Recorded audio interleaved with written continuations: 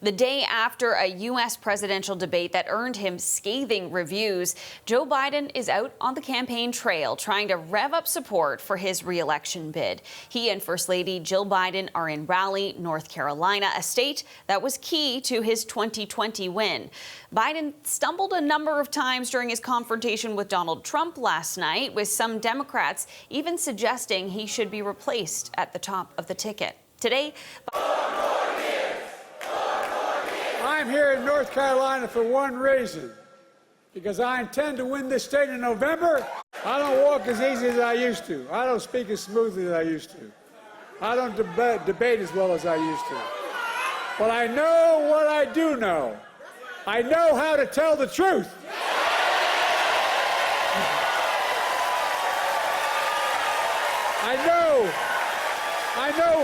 I know right from wrong. And I know how to do this job.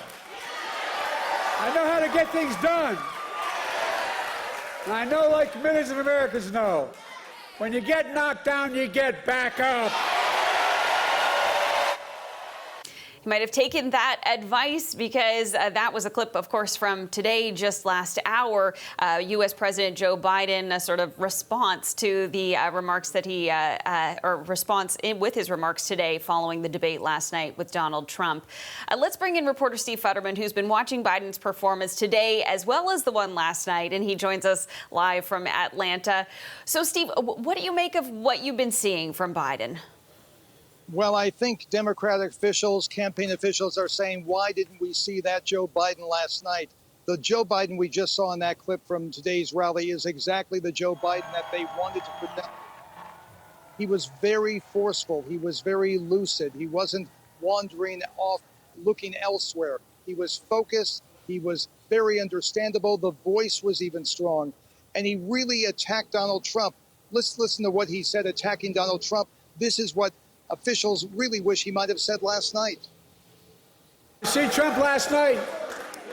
My guess he said, I mean it sincerely, a new record for the most lies told in a single debate. When I thought about his 34 felony convictions, his sexual assault on a woman in a public place, his being fined $400 million for business fraud, I thought to myself, Donald Trump isn't just a convicted felon. Donald Trump is a one-man crime wave. Now, will that be enough to counter the damage that he really inflicted upon himself last night? It was a performance that was really difficult to watch, whether or not you support Joe Biden. He was stumbling. He was not clear. He was not lucid at times. He tried to make points and then was fumbling all around. Let's take a listen to what Joe Biden sounded like last night when he was talking with Donald Trump about Medicare. Making sure that we're able to make every single solitary person eligible for what I've been able to do with the with the COVID.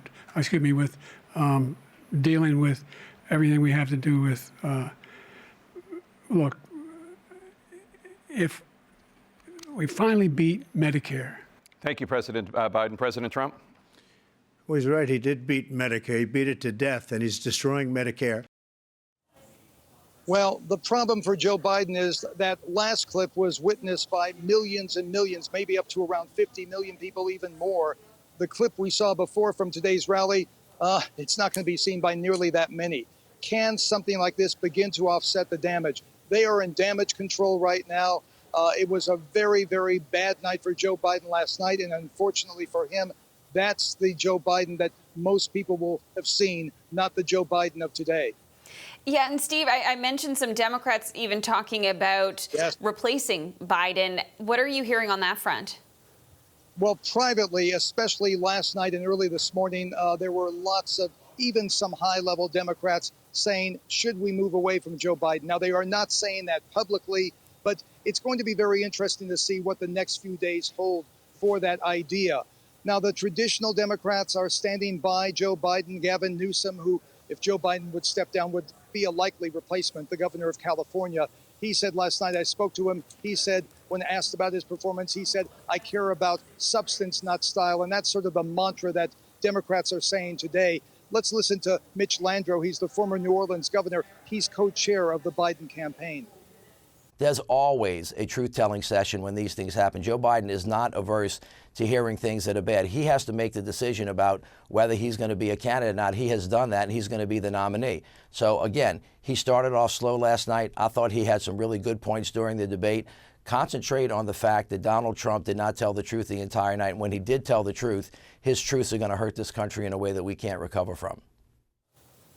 And again, I'll repeat myself. More than 50 million people likely saw Joe Biden's performance last night. That's not the performance the Biden campaign wants the electorate to see. Now, obviously, there's a long ways before the convention. It will take place in August. It would be unprecedented for a change to take place right now when Biden has secured the nomination with enough delegates. But this has been such a strange political year. Anything's possible. But right now, things are a bit calming down, especially with Biden's speech today. He sounded lucid. He sounded like the candidate that Democrats want. Again, the next 48, 72 hours, it'll be interesting to see what the fallout continues to be. We will be watching, Steve. Thanks so much. That's Steve Futterman in Atlanta.